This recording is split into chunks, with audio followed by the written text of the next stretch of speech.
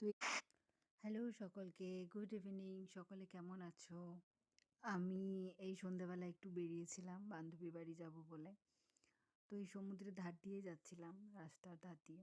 তো এখানে প্রচণ্ড লাইট, যেহেতু এখন ক্রিসমাস, এমনিতেও লাইট থাকে বাট ক্রিসমাসে একটু বেশি সাজগোজ করে এরা, যেহেতু এটা খ্রিস্টান কান্ট্রি। তো আমি ওকে কল করছি যে তোর বাড়ি আসছি আমি চা খেতে, ঠিক আছে? তো ও আমার সঙ্গে মজা করছে, আমার বাড়িতে চাপাতি নেই এই সেই। তো আমি যাচ্ছি। তো রাস্তায় যেতে যেতেই বাড়িগুলো কি সুন্দর সাজিয়েছে দেখো, দেখতে কি সুন্দর লাগছে। আর এই সমুদ্রের ধারে এখন কেউ নেই যেহেতু প্রচণ্ড বাতাস, তাও দু একজন বসে আছে।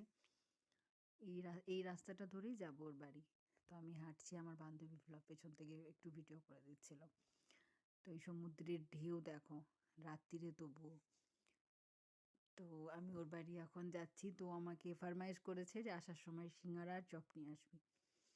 তো এখানে তো এখানে সিঙ্গারা আর চপ নিব। তো আমি ওই দোকান থেকে নিয়ে নিয়েছি, হাতে আছে আমার। ওইটুকুটা আমি করতে পারিনি, দোকানে প্রচণ্ড ভিড় ছিল। গাইস তোমরা বিশ্বাস করবে না, এখানে একটা চপের দাম ১০০ টাকা।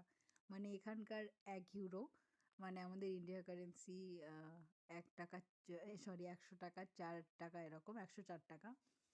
তো আমি সিঙ্গারা আর চপ নিয়ে যাচ্ছি, সিঙ্গারা আর।